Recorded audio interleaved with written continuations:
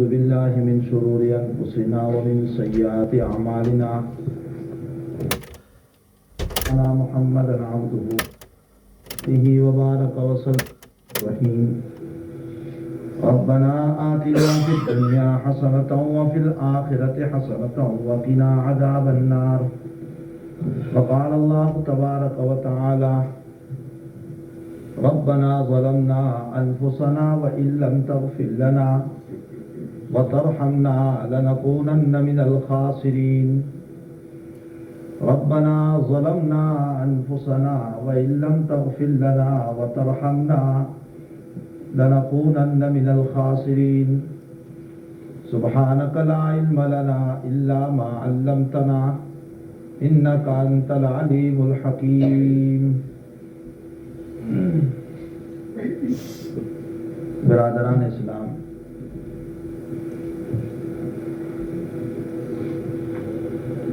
ابھی ایک لطیفہ ذہن میں آیا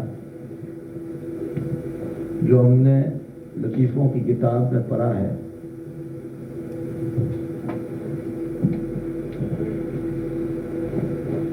اس سے پہلے ایک بات میں عرض کر دوں کہ یہ نہیں ہے کہ ہم بھی کہیں وہاں فرصت میں بیٹھے ہوئے ہوتے ہیں. مسلسل ہمارے بھی کام وہاں ہوتے ہیں. 21 تاریخ تک میں مسلسل پروگرام میں تھا. 22 تاریخ خالی تھی، 23 کو ادھر نکلا. تحدیث نعمت کے طور پر آپ کو عرض کرو، وجہ اس کی یہ ہے کہ بات کی اہمیت پیدا ہو. میں بنگال سے ختم بخاری شریف کے جلسے سے واپس آ رہا تھا. پشچم ایکسپریس سے بھروچ کے اسٹیشن پر میں اترا.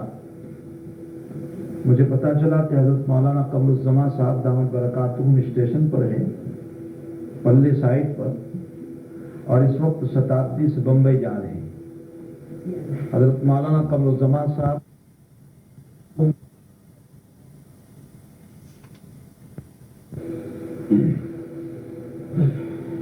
اور اس وقت ختم بخاری شریف کے لیے جوگوار کی جلسے میں تشریف لائے تھے. قریباً 1.5 مہینے کا واقعہ ہے. خیر مجھے پتا چلا تو میں اس طرف میں پہنچا ملاقات کے لیے. یہ حضرت کی کرم فرمائی تھی کہ حضرت کھڑے ہو گئے اور ایک طالب علم کے ساتھ معانقہ کیا، یعنی احکر میرے ساتھ. بہت دیر تک بیٹھے رہے. بہت سارے اکابرین ملنے کے لیے حضرت کو تشریف لائے تھے جو گجرات کے اکابرین کہے جاتے. میں قریب میں بیٹھا ہوا تھا. حضرت نے فرمایا کہ میرا جی چاہتا ہے، مجھے مخاطب کر کے کہا کہ تو رمضان میرے ساتھ یہاں خانقاہ میں گزار. خیر بہرحال میں نے کہہ دیا کہ حضرت میرا ایک سفر ہوتا ہے، اس سفر کی بنیاد پر میں یہاں رمضان نہیں گزار سکتا ہوں. میں نے ایک جگہ پر وعدہ کیا ہے اور میں نے جو ہے ان کی دعوت کو قبول کر لی ہے، اس لیے میں یہاں رمضان نہیں گزار سکتا ہوں. حضرت نے دوسری مرتبہ ٹرین میں چلتے چلتے مجھے کہا کہ میری دلی تمنا یہ تھی کہ تو میرے ساتھ رہتا 1 مہینہ. بہرحال وہاں بھی مستقلاً کام ہوتے ہیں، یہ نہیں کہ ہم کوئی فرصت میں ہوا کرتے ہیں، لیکن ایک دلی محبت ہوتی ہے، کچھ دینی جذبات ہوتے ہیں، اور انہی دینی جذبات کی تحت سفر کرنا ہوتا ہے. رہ گیا نفس سفر بحمداللہ 5-6 جگہوں سے دعوت تھی، لیکن ان تمام کو میں نے مؤخر کر دیا، انکار کر دیا. صرف یہ رمضان کا ایک سفر میں نے اپنے لیے باقی رکھا تھا. تو بس دعا فرمائیں کہ خداوند قدوس میری آپ کی اس محنت کو برابر فرمائے. اس لیے کہ اگر میرا آپ کا آنا جانا ہوتا رہا، بیٹھنا ہوتا رہا، اور سوائے اس کے اور ہم نے کچھ حاصل نہیں کیا، تو اس سلسلے میں میرے لیے بھی وبال جان ہے اور آپ کے لیے بھی وبال جان ہے. اللہ تبارک و تعالی ہمیں اخلاص کی دولت سے مالا مال فرمائے. اللہ ہم سب کی ریاکاری سے پوری حفاظت فرمائے. بہرحال میں نے کہا کہ لطائف کی کتابوں میں نے ایک لطیفہ پڑھا ہے. ایک بادشاہ کے پاس ایک آدمی 3 تصویروں کو لے کر جو ربڑ کی بنی ہوئی تھی، پلاسٹک کی بنی ہوئی تھی، بیچنے کے لیے آیا. اور اس بیچنے والے نے یوں کہا کہ ایک کی قیمت روپیہ ہے، دوسرے کی 2 روپے ہیں اور تیسرے کی 1000 روپے ہیں۔ آپ کے عرف میں پاؤنڈ سے تذکرہ کر لینا۔ بادشاہ نے کہا کہ شکل تینوں کی ایک ہے، فرق کچھ بھی نہیں، اور اس کی قیمت میں فرق ہے۔ بادشاہ کی سمجھ میں بات نہیں آئی، اس نے وزیر کو بلایا۔ ویسے عمومی طور پر پہلے کے بادشاہ وزراء کے محتاج ہوا کرتے تھے باتوں کے سمجھنے میں، جو عام طور پر ہم واقعات پڑھتے ہیں، لیکن الحمدللہ اللہ کا ایک بندہ وہ بھی گزرا ہے کہ جس کو اللہ نے وہ وراثت عطا فرمائی تھی مغلیہ سلطنت میں، جس کو ہم حضرت عالمگیر رحمت اللہ علیہ سے یاد کرتے ہیں۔ ایک بہت بڑی زبردست شخصیت گزری ہے جس نے دینی نسبت پر بہت بڑا کام کیا ہے۔ آپ کو معلوم ہونا چاہیے، میرا ابھی سفر ہوا اسی مدرسے میں جس کو حضرت عالمگیر رحمت اللہ علیہ نے تعمیر کروایا تھا۔ آج تک وہ مسجد موجود ہے جس مسجد میں حضرت نے اشراق کی نماز پڑھی تھی، اور اشراق کی نماز کے بعد آپ لیٹ گئے اور اسی عالم میں آپ کی روح پرواز کر گئی۔ آج بھی وہ زمین کے اندر تہخانہ موجود ہیں جس کی کوئی کھڑکی نہیں ہے، جہاں حضرت روزانہ صبح کو قرآن کریم کے ایک منزل یعنی 7 پارے پڑھتے تھے۔ بادشاہ وقت ہو کر آپ کی تاریخ کے سلسلے میں لکھا ہے کہ جہاں سے 32 صوبوں کے اندر اس وقت آپ کے احکام جاری ہوتے تھے، 1-2 اسٹیٹ نہیں، 32 اسٹیٹ کے اندر۔ آج ہمارے پاس کوری کے چند ٹھیکرے آ جاتے ہیں تو ہمارے پاس قرآن پڑھنے کا وقت نہیں ہوتا ہے۔ آج ذرا سا جاب ہوتا ہے تو ہمارے پاس قرآن پڑھنے کا وقت نہیں ہوتا ہے۔ 32 اسٹیٹ کو چلانے والا روزانہ صبح کو 7 پارے پہلے پڑھتا تھا، اور اتنا ہی نہیں، 12,000 الا اللہ کی تسبیح پڑھتا تھا۔ آج بھی وہ تہخانہ موجود ہے جس کی کوئی کھڑکی نہیں، جھک کر جانا پڑتا ہے۔ میں آدھا گھنٹہ وہاں پر بیٹھا، ایسا معلوم ہو رہا تھا جیسا کہ نور اتر رہا ہے آج اس میں، اور اس میں کوئی شک نہیں، روایتوں سے یہ ثابت ہے کہ جہاں اہل اللہ کے قدم پڑتے ہیں وہاں اللہ کا نور اترتا ہے۔ تو جہاں برسوں عبادت میں گزارے ہو وہاں اللہ کا نور کیسے نہیں ہوگا؟ جہاں الا اللہ کی فضائیں ہو، جہاں قرآن کریم کی تلاوت ہو، اتنا بڑا انسان جس کا وہ مقصلہ بھی موجود ہے جہاں پر حضرت عالمگیر رحمت اللہ علیہ کو غسل دیا گیا تھا، وہ کمرے بھی موجود ہیں جن کمروں میں بیٹھ کر حضرات علماء کرام کے پاس آپ نے فتاوی عالمگیری کی تصنیف کروائی تھی۔ اور فتاوی عالمگیری مذہب احناف کی کوئی چھوٹی موٹی کتاب نہیں ہے، 8 ولیوم میں کتاب ہے یہ، جو حضرت نے مسلک احناف کے مسائل کو اپنے زمانے کے علماء کو بٹھا کر اپنی طرف سے تنخواہ دے کر کے، یعنی خزانہ شاہی سے تنخواہ دے کر کے اس کتاب کی تصنیف فرمائی، اور خود کے حالات کیا تھے؟ ٹوپی بنتے تھے اور قرآن لکھتے تھے اور اس سے اپنا پیٹ پالتے تھے۔ یہ خود کے حالات ہیں۔ آپ کے حالات میں لکھا ہے کہ آپ کے انتقال سے پہلے آپ نے یوں وصیت کی کہ میں نے قرآن کریم لکھ کر کے تیار رکھا ہے، میری موت کے بعد اسے بیچ دینا، اور اسے بیچنے کے بعد جو قیمت آئے میرا کفن دفن، میرا تجہیز و تکفین اس کے اندر لگا دینا، اور باقی جو بچ جائیں وہ شاہی خزانے میں جمع کر دینا، ممکن ہے کوئی پائی میرے ذمہ رہ چکی ہو۔ یہ ہے بادشاہ وقت، اتنا بڑا اللہ والا۔ ذہن میں یہ بات اس لیے بیچ میں مجھے یاد آ گئی کہ آج 2-5 ہزار روپے کے ہم مالک ہو جاتے ہیں تو ہم آپے سے اتنے باہر ہو جاتے ہیں کہ اپنے خدا کو بھی بھول جاتے ہیں، قرآن پڑھنا بھی ہمیں یاد نہیں رہتا، ذرا سی مالداری کا نشہ ہمارے پاس آ جاتا ہے تو ہم اپنے وحدہ لا شریک کے بجائے اسی کی پوجا میں لگ جاتے ہیں، اللہ کی عبادتوں سے ہم غافل ہو جاتے ہیں۔ لیکن خصوصاً میرے نوجوانوں جو اس مجلس میں بیٹھے ہیں، یہ بھی یاد رکھیں کہ یہ فانی دنیا نے کسی سے وفاداری نہیں، اس نے ہمیشہ ہر ایک کو لات ماری، اور کچھ پتہ نہیں کہ یہ ہم کو کب لات مار دے، نہ ادھر کے رہے نہ ادھر کے رہے۔ ایک آدمی پانی کے کنارے پر گیا، صاف شفاف پانی ہے، چاندنی رات ہے، اس نے پانی میں دیکھا کہ چاند ہے، تو وہ یہ سمجھ بیٹھا کہ چاند آج پانی میں اتر آیا۔ وہ چاند کو پکڑنے کے لیے پانی میں اترا تو اندر میں اترنے کی بنیاد پر نیچے کیچڑ تھا، پانی گدلا ہو گیا۔ اب وہ چاند جو شفاف پانی میں نظر آ رہا تھا وہ کہاں سے اب اس کو نظر آئے گا؟ نہ ادھر چاند ملا نہ ادھر کا چاند ملا۔ جو فانی دنیا کے پیچھے پڑ کر کے اپنے خدا کو فراموش کر بیٹھتے ہیں، نہ خدا ہی ملا نہ وصال صنم، نہ ادھر کے رہے نہ ادھر کے رہے، کسی طرف کا وہ نہیں، نہ اس کو دنیا ملی نہ آخرت ملی، نہ اللہ ہی ملا نہ دنیا ملی، کچھ بھی اس کو ملنے والا ہے۔ 2 ہفتہ پہلے میرے پاس چند احباب آئے علاقے بھروچ ضلع کی، اور انہوں نے میرے سامنے واقعہ بیان کیا کہ ہمارے وہاں ایک نوجوان جوا کھیل رہا تھا اور اس میں اپنا پورا مکان ہار گیا۔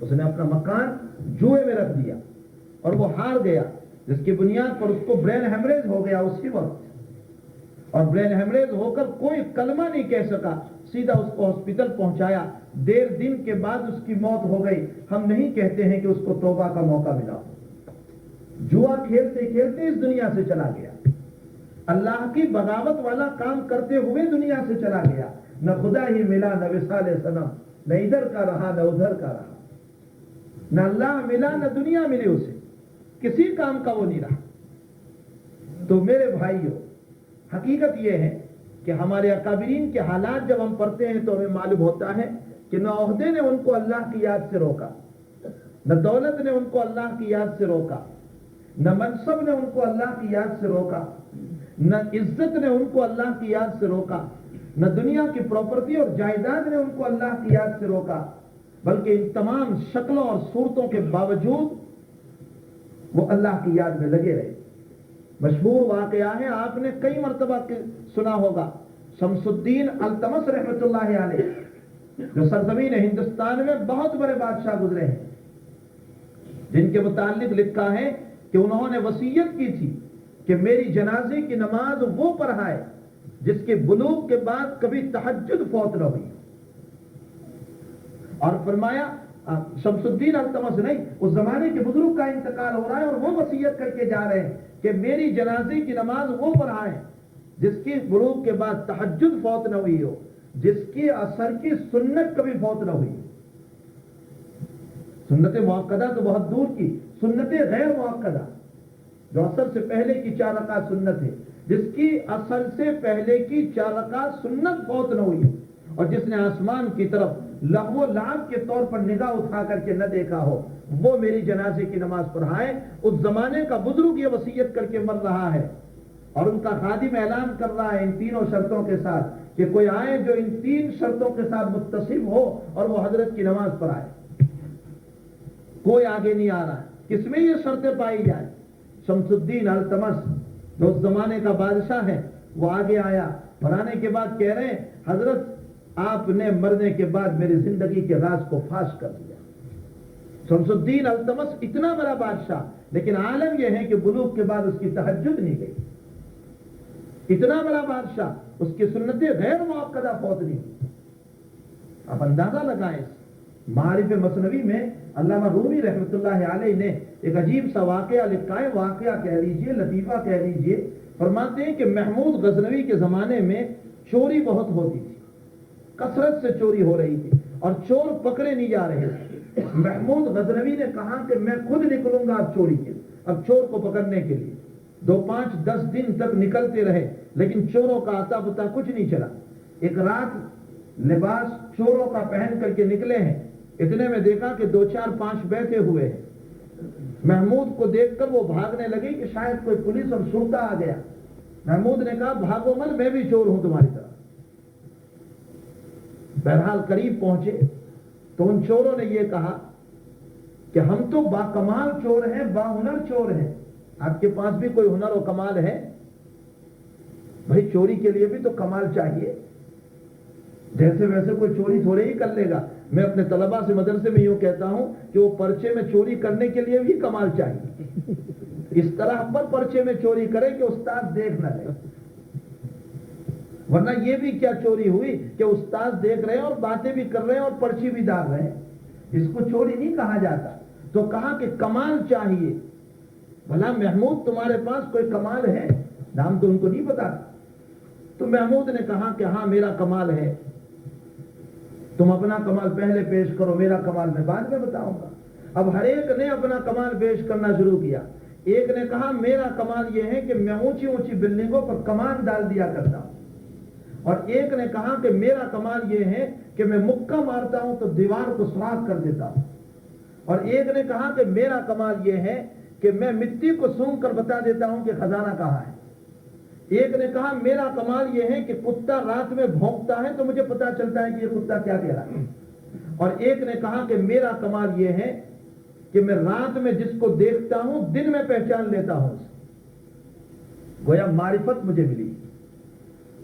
محمود سے کہا آپ کا کمال اب بتائیے۔ محمود نے کہا میرا کمال یہ ہے کہ میں داڑھی ہلاتا ہوں تو مجرم کو رہائی مل جاتی ہے، مجرم کو چھٹکارا مل جاتا ہے۔ کہا بہت اچھی بات ہے، آپ کی تو ہمیں بہت ضرورت ہے، کبھی پکڑے جائیں گے تو آپ ہی ہمیں چھڑا لیں گے۔ اب جو چلے ہیں چوری کے لیے مشورہ کر کے، تو محمود کے رشتہ دار ہی کے مکان پر گئے۔ کمان ڈالنے والے نے کمان ڈالی، سوراخ کرنے والے نے سوراخ کیا، اتنے میں کتے کے بھونکنے کی آواز آئی۔ تو اس آدمی سے سوال کیا کہ کتا کیا کہہ رہا ہے، جو آواز کو جانتا تھا۔ اس نے کہا کہ کتا یہ کہہ رہا ہے بادشاہ تمہارے ساتھ ہیں پھر بھی چوری کر رہے ہو۔ محمود رحمت اللہ معارف مصنوی میں علامہ رومی رحمت اللہ علیہ فرماتے ہیں کہ جاننے کے باوجود انہوں نے چوری کی۔ ایک عجیب لطیفہ اس میں حضرت نے بیان فرمایا، فرماتے ہیں خواہش کا غلبہ ہوتا ہے تو انسان کو کچھ پتا نہیں چلتا۔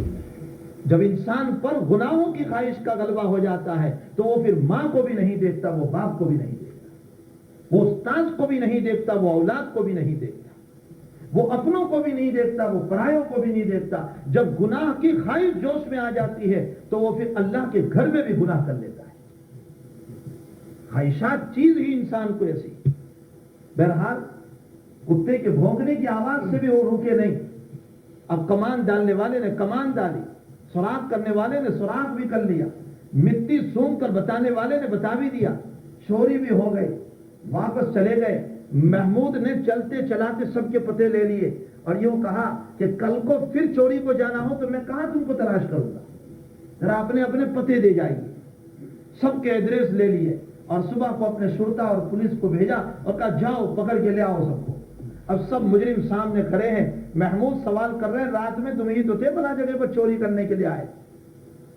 اب ساری چوریوں کا اعتراف اور اقرار ہو رہا ہے، سر نیچے کر کے کھڑے ہیں۔ اتنے میں وہ آدمی جس نے اپنا کمال یوں بیان کیا تھا کہ میں جس کو رات میں دیکھتا ہوں اس کو دن میں پہچان لیتا ہوں، اس نے اپنی نگاہ اٹھائی اور فرمایا بادشاہ سلامت رات میں آپ ہی تھے ہمارے ساتھ۔ میرا کمال یہ ہے کہ میں جس کو رات میں دیکھتا ہوں اسے دن میں پہچان لیتا ہوں، میں نے آپ کو خوب پہچان لیا، آپ ہی رات میں ہمارے ساتھ تھے۔ اب ہم نے تو اپنا اپنا کمال بتا دیا، ذرا آپ بھی اپنا کمال بتائیے جو رات میں آپ نے ہم کو کہا تھا کہ میں داڑھی ہلاتا ہوں تو مجرم کو چھٹکارا مل جاتا ہے، مجرم کو چھٹکارا مل جاتا ہے۔ آپ ذرا اپنی داڑھی ہلا دیجئے تاکہ ہمیں رہائی مل جائے۔ بادشاہ کو بات پر ہنسی آ گئی، مدعی ابھی تک کوئی آیا نہیں تھا، اس لیے تھوڑی بہت سزا دے کر کے ان کو رہا کر دیا، ان کے پاس توبہ کرا لی۔ لیکن علامہ رومی نے اس واقعے سے جو سبق نکالا ہے، حضرت فرماتے ہیں یہاں کسی کا ہنر چھٹکارے کے لیے کام نہیں آیا، نہ تو کمان ڈالنے والے کا ہنر کام آیا، نہ تو سوراخ کرنے والے کا ہنر کام آیا، نہ تو کتے کی آواز کے پہچاننے والے کا ہنر کام آیا۔ اگر ان کی رہائی میں، ان کے چھٹکارے میں اگر کسی کا ہنر کام آ گیا تو اس کا ہنر کام آیا جس کے پاس معرفت تھی، جس نے رات میں دیکھ کر دن میں پہچان لیا، اس کے ہنر کی بنیاد پر رہائی مل گئی، چھٹکارا مل گیا۔ علامہ رومی رحمت اللہ علیہ فرماتے ہیں اے لوگو تم بھی راتوں میں اٹھ کر کے 2-4 رکعتیں پڑھ کر چند قطرے آنسو کے بہا کر بن دیکھے ہوئے بھی اللہ کی معرفت حاصل کر لو تاکہ قیامت کے دن خدا بھی تمہیں رہائی عطا کرے۔ بہت زبردست بات حضرت نے فرمائی، تاکہ قیامت میں اللہ سے ہم یہ کہیں گے میرے مالک دنیا میں تو ہم کو نظر نہیں آتا تھا، لیس کمثلہ شیء، تیرے مانند دنیا میں کوئی ہو نہیں سکتا ہے، وَلِلَّهِ الْمَثَلُ الْأَعْلَىٰ، تیری ذات تو بہت بڑی ہے، تو خالق ارض و سما ہے، بھلا تو دنیا میں سما نہیں سکتا تھا، تو آسمانوں میں سما نہیں سکتا، تو زمینوں میں سما نہیں سکتا، تیری ذات بہت بڑی ہے، لیکن رات کی اندھیریوں میں بن دیکھے بھی تیرا ہی ورد کر رہے تھے، اور تیرے ہی جپن کر رہے تھے، اور تیرا ہی جتن کر رہے تھے، اور تیرے ہی نام کی تسبیحات پڑھ رہے تھے، اور الا اللہ اور اللہ اللہ اور اللہ اکبر کہہ کر تیرے سامنے معافی مانگ رہے تھے۔ میرے مالک تجھے دیکھا نہیں تھا، آج تو ہمارے سامنے ہے۔ دنیا میں ہم نے تیرے قرآن اور حدیث میں یہ پڑھا ہے کہ جو تیری معرفت رکھتا ہے تو اسے معاف کر دیا کرتا ہے۔ میرے مالک آج تو بھی اپنا قانون نافذ فرما دے اور ہمیں جنت میں بھیج۔ تو حقیقت یہ ہے میرے بھائیوں کہ اصل چیز اللہ کی رضا ہے۔ اگر اللہ کی رضا کے لیے میرا اور آپ کا خوشنودی والا عمل ہوا تو ہم کامیاب ہیں، اور اگر میرا بولنا، یہاں آنا کسی دنیاوی اغراض، ریاکاری یا علم کو جتانے کی بنیاد پر، یا آپ اس لیے آ گئے ہیں کہ گھر سے دھکا دیا گیا ہے، جاؤ نہیں بدا بیوت میں تمہیں نہیں بیٹھا مقصد میں بیان دی تو مسجد میں بے ہوا، اس لیے مسجد میں ہم بیٹھ رہے ہیں کہ گھر سے دھکے دیے گئے، جمعہ میں اس لیے آ گئے ہیں کہ کوئی تانا دے گا کہ جمعہ کی نماز کا وقت ہے اور باہر گھوم رہا ہے۔ معلوم ہوتا ہے اللہ کی رضا کے لیے نہیں آیا، وہ تو لوگوں کے تانوں سے بچنے کے لیے آیا ہے۔ آنے میں اخلاص نہیں ہے، خداوند قدوس کے وہاں اس عمل کی کوئی ضرورت نہیں، اللہ اس عمل کا محتاج نہیں ہے۔ تو بہرحال میرے بھائیوں، ہمیں چاہیے کہ اخلاص ہی والا عمل اللہ کے وہاں کام دے سکتا ہے۔ تو وہ میں نے لطیفہ پڑھا، 3 صورتیں وہ لے کر کے بیچنے کے لیے آیا، 3 تصویروں کو لے کر۔ بادشاہ کے سمجھ میں بات نہیں آئی کہ تینوں کا چہرہ ایک ہے، تینوں تصویریں ایک ہی طرح کی ہے، اور بھلا اس میں فرق کیوں؟ ایک کی قیمت روپیہ ہے، 2 روپے ہے، 1000 روپے ہے۔ تو بادشاہ نے وزیر کو بلایا اور کہا وزیر یہ بات میری سمجھ میں نہیں آ رہی ہے کہ تینوں کی شکلیں ایک ہیں، بناوٹ اور ساخت تینوں کی ایک ہے، اور فرق اس میں کیوں ہے؟ وزیر ایک لکڑی لے آیا اور اس نے ایک کے کان میں گھسائی تو دوسرے کان میں سے نکل گئی۔ وزیر نے کہا اس کی قیمت روپیہ برابر ہے۔ دوسرے کے کان میں گھسائی تو زبان سے نکل گئی، کہا اس کی قیمت 2 روپے برابر ہے۔ اور تیسرے کے کان میں گھسائی تو وہ قلب میں اتر گئی، کہا اس کی قیمت 1000 روپے برابر ہے۔ بادشاہ نے کہا بات تو پہلے بھی سمجھ میں نہیں آئی تھی، اب تو اور پیچیدہ ہو گئی، مسئلہ تو اب اور پیچیدہ ہو گیا، تیرے سمجھانے سے بھی اور زیادہ مسئلہ الجھ گیا۔ تو وزیر نے یوں سمجھایا کہ پہلے کے کان میں نے لکڑی ڈالی، وہ دوسرے کان سے نکل گئی، پتہ یہ چلتا ہے کہ اس میں کوئی بات ٹکنے والی نہیں ہے، یہاں سے ڈالا جائے گا اور ادھر نکل جائے گا، بس اس کی قیمت 1 ہی روپیہ ہو سکتی ہے، اس سے زائد اس کی قیمت نہیں ہو سکتی۔ اور دوسرا، اس کے کان میں نے جو لکڑی ڈالی وہ زبان سے نکل گئی۔ زبان سے کیسے نکلی؟ زبان سے اس طرح پر نکلی، مولانا نے بہت اچھا بیان دیا، زبان سے تعریف ہو گئی، بہت اچھی تقریر، فلاں مولوی صاحب آئے تھے، بہت اچھی بات کہہ کر کے گئے، اس کی قیمت 2 روپے ہے۔ اور تیسرے کے کان سے میں نے جو لکڑی گھسائی وہ قلب میں اتر گئی، اس میں ساری باتیں جمع ہوگی اور یہ کام دے گی، اس کی قیمت 1000 روپے برابر ہے۔ میرے بھائیوں، ہم روپے 2 روپے والے نہیں ہیں، اللہ کے نبی نے ہماری کروڑوں کی قیمت بیان فرمائی ہے۔ ہم روپے 2 روپے میں بکنے والے نہیں ہیں کہ نبی کے کلام کو یہاں سے سن کر یہاں نکال دیں، یا یہاں سے سن کر زبان سے نکال دیں اور 2 تفریحی کلمات بول دیں، 2 تعریفی کلمات بول دیں اور اپنی بات کو ختم کر دیں۔ یہ روپے 2 روپے کی قیمت ہوا کرتی ہے، ہم اتنے سستے نہیں ہیں۔ مسلمان امت کی قیمت حضور پاک صلی اللہ علیہ وسلم نے یہ بیان فرمائی ہے کہ جب تک میری امت جنت میں نہیں جائے گی کوئی نبی جنت میں نہیں جا سکتا ہے۔ یہ اس امت کی قیمت ہے، جب تک میری امت جنت میں نہیں جائے گی کوئی نبی جنت میں نہیں جا سکتا ہے۔ اتنا ہی نہیں، اللہ کے حبیب پاک صلی اللہ تعالی علیہ وسلم فرماتے ہیں کہ اگلے نبیوں کو ضرورت پڑے گی تو اللہ میری امت کو ان کی گواہی میں پیش کرے گا۔ نبیوں کی گواہ یہ امت ہوگی، اور میری امت کو جب گواہی کی ضرورت پڑے گی تو سارے نبیوں کا سردار اس امت کی گواہی دے گا۔ یہ قرآن کی آیت ہے، میں اپنی طرف سے نہیں کہہ رہا ہوں۔ وَكَذَلِكَ جَعَلْنَاكُمْ أُمَّةً وَسَطًا لِتَكُونُوا شُهَدَاءَ عَلَى النَّاسِ وَيَكُونَ الرَّسُولُ عَلَيْكُمْ شَهِيدًا۔ اے لوگوں، تم گواہ ہوں گے اگلے انبیاء پر اور تم پر گواہی دے گا سارے نبیوں کا سردار محمد رسول اللہ صلی اللہ علیہ وسلم۔ اور ظاہر سی بات ہے کہ قورت کے اندر سارا کا سارا کیس اور مقدمے کا مدار گواہوں پر ہوا کرتا ہے. گواہ پھر جائیں تو اس صورت میں کیس فیل سمجھا جاتا ہے. اگر گواہ انحراف کر جائیں تو کیس کو بالکل ملیا میٹ کر دیا جاتا ہے.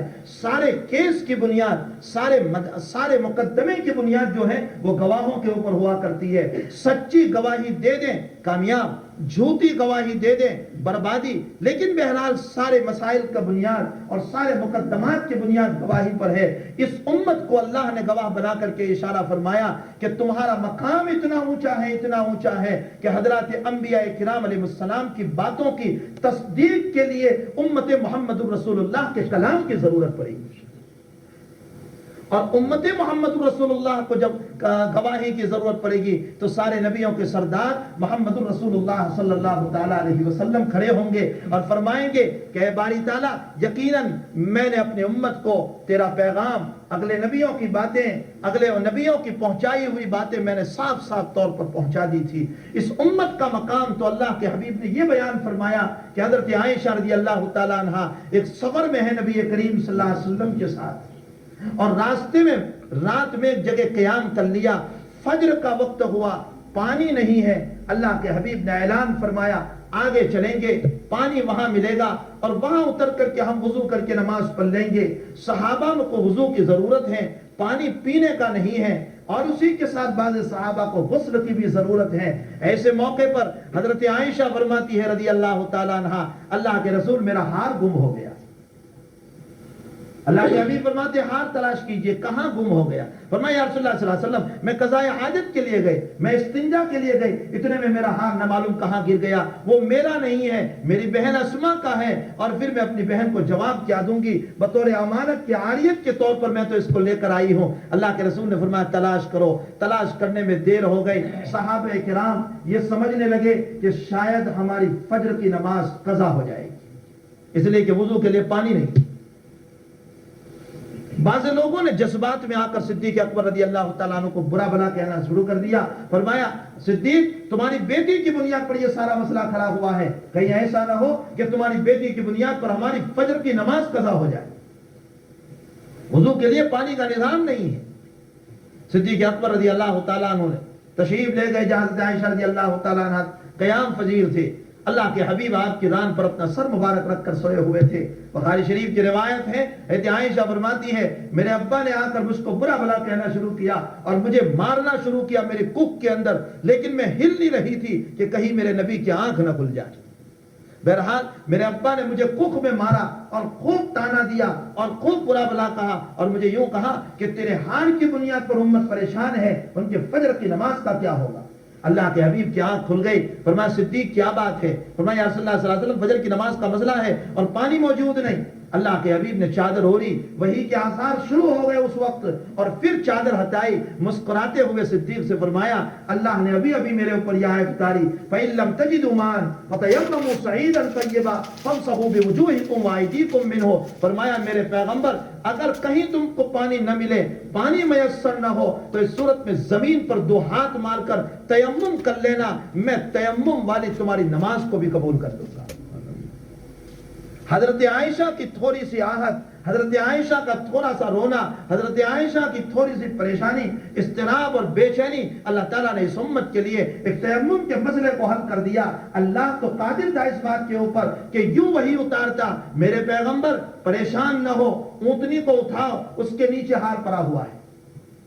وہ مالک ارض و سما، وہ عالم الغیب والشہادہ، وہ یہ بھی تو وہی اتار سکتا تھا کہ اٹھاؤ اونٹنی کو، اس کے نیچے ہار پڑا ہے، جلدی سے ہار لو اور چلو آگے کی طرف تاکہ تمہیں پانی مل جائے اور تم وضو کر کے نماز پڑھ لو. لیکن یہ وہی نہیں اتاری کہ وہاں ہار پڑا ہوا ہے، یہ وہی اتاری کہ تیمم والی نماز کو بھی قبول کر لوں گا. اس آیت کے بعد حضرات صحابہ نے تیمم فرمایا، نماز ہو گئی. اب جو اونٹنی کو اٹھایا تو ہار تو وہی مل گیا. ایک ہار کا گم ہونا یہ سبب تھا عائشہ کی طرف سے اضطراب اور بے چینی کا، لیکن اللہ نے قیامت تک کے لیے مسئلے کو حل کر دیا. ایک عورت کی بے چینی پر اللہ نے اتنا بڑا مسئلہ نازل کر دیا.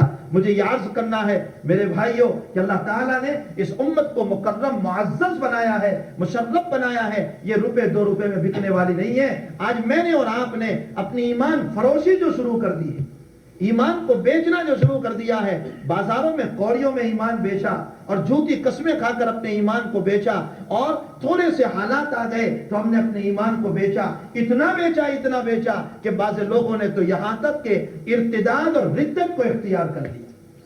بعضوں سے متعلق تو ہم نے یہ سن لیا کہ ان لوگوں نے حالات سے گھبرا کر کے یہ کہہ دیا کہ ہم مذہب عیسائیت کو قبول کر رہے ہیں۔ میرے بھائیوں، اللہ نے اس امت کی بڑی قیمت بیان فرمائی ہے اور اللہ کے نبی نے اس امت کی بڑی قیمت بیان فرمائی ہے۔ ہم اپنی قیمت کو پہچانیں، اپنے آپ کو بیچنے والے نہ بنیں۔ یہ کبھی نہیں ہو سکتا ہے کہ اللہ تعالیٰ آزمائے جب تک نہیں اور ہمیں مفت میں جنت دے گے۔ اللہ تبارک و تعالیٰ قرآن کریم میں فرماتے ہیں کہ کیا میں تم کو ویسے ہی جنت دے دوں گا؟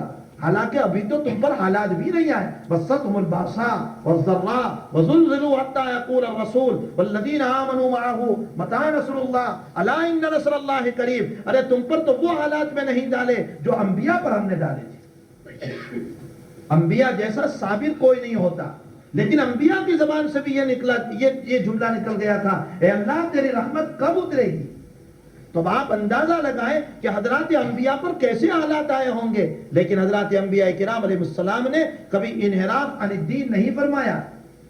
ہمیں بھی چاہیے کہ حالات کی بنیاد پر اپنے دین کو نہ چھوڑیں، دین سے بغاوت نہ کریں، دین پر جمے رہیں۔ اللہ تبارک و تعالیٰ نے ہمیں جو دین عطا فرمایا ہے یہ دین حنیف ہے، دین مستقیم ہے، اسی پر کامیابی ہے، اس سے ہٹ کر ناکامی ہے۔ الیوم اکملت لکم دینکم واتممت علیکم نعمتی ورضیت لکم الاسلام دینا۔ میں نے تمہارے لیے دین اسلام کو مکمل کر دیا اور میں تمہارے دین اسلام سے راضی ہوں۔ ساری کائنات کا مالک رضامندی کا اعلان کر رہا ہے، اس سے بڑھ کر پسندیدہ مذہب کون سا ہو سکتا ہے؟ میں نے اسی سے متعلق آیت پڑھی تھی، لیکن اب انشاءاللہ ان دونوں آیتوں کے اوپر کل کچھ باتیں عرض کروں گا۔ اللہ تبارک و تعالی ہم تمام کو اپنی قدر پہچاننے کی توفیق نصیب فرمائے۔ وآخر دعوانا الحمدللہ رب العالمین۔ اللہم صلی علی سیدنا حبیبنا وشفیعنا وسندنا مولانا محمد وبارک وسلم۔ اللہم وفقنا لما تحب وترضى واجعل آخرتنا خیرا من الاولى۔ اللہم حبب الینا الایمان وزینہ فی قلوبنا وکرہ الینا الکفر والفسوق والعصیان واجعلنا من الراشدین واجعلنا من التائبین واجعلنا من الحادین۔ اے اللہ مبارک مہینہ شروع ہوا ہے، اے اللہ اس کی ایک ایک گھڑیاں بہت قیمتی ہے، اے اللہ ہمیں اس کی قدر کی توفیق نصیب فرمائیے، اے اللہ ہمیں اس کی قدر کی توفیق نصیب فرمائیے۔ اے اللہ ہم اپنی زندگیوں کو ضائع کر رہے ہیں، ہم اپنی زندگیوں کو برباد کر رہے ہیں۔ میرے مالک جو وقت چلا گیا اب وہ واپس آنے والا نہیں ہے، آئندہ وقت کی ہمیں قدردانی کی توفیق نصیب فرما، آئندہ وقت کی ہمیں قدردانی کی توفیق نصیب فرما۔ اے اللہ مبارک مہینے میں ہمیں تیرے در پر معافی مانگنے کی توفیق عطا فرما، اے اللہ تجھ سے لینے کی توفیق نصیب فرما۔ تیرے حبیب نے تو یہ فرمایا ہے کہ بدترین ہے وہ انسان جس پر رمضان کا مہینہ گزر جائے اور اللہ اس کی مغفرت نہ کرے۔ اے اللہ ہمیں اس روایت کا مصداق نہ بنانا، اے اللہ ہمیں اس روایت کا مصداق نہ بنانا، اے اللہ ہمیں اس روایت کا مصداق نہ بنانا۔ میرے مالک تو ہماری مغفرت فرما دے، اے اللہ تو ہماری مغفرت فرما دے، ہمارے سیئات سے درگزر فرما، ہمارے حسنات کو قبول فرما، مبارک مہینے کی قدر کی توفیق نصیب فرما۔ اے اللہ قرآن کو بشاشت کے ساتھ پڑھنے اور سننے کی توفیق عطا فرما، اے اللہ سجدوں کا سرور نصیب فرما، سجدوں کا سرور نصیب فرما، سجدوں کا سرور نصیب فرما۔ اے اللہ تلاوت قرآن کی لذت نصیب فرما، حلاوت نصیب فرما، نمازوں میں تیرا ذوق نصیب فرما، اے اللہ نمازوں میں تیرا کیف نصیب فرما، نماز میں تیرا عشق نصیب فرما۔ میرے مالک زندگیاں گزر گئی پیشانی رگڑتے رگڑتے، لیکن ابھی تک خوف خشیت اور تقوی اور اخلاص پیدا نہیں ہوا۔ اے اللہ دنیا والوں کی خوشامد کرتے ہوئے زندگیاں گزر رہی ہے، اتنی خوشامد تیری کرتے اے اللہ تو کب سے ہم سے راضی ہو جاتا۔ اے اللہ ہمیں آپ کی خوشامد کی توفیق نصیب فرمائیے، آپ کے سامنے پیشانی رگڑنے کی، آپ سے معافی مانگنے کی توفیق عطا فرمائیے۔ اے اللہ بارش بند ہوتی ہے اور جب کھیت تیار ہو جاتا ہے تو خشک ہو جاتا ہے، سفید ہو جاتا ہے تو اب ان قریب اس کا مالک اس کو کاٹ دیا کرتا ہے۔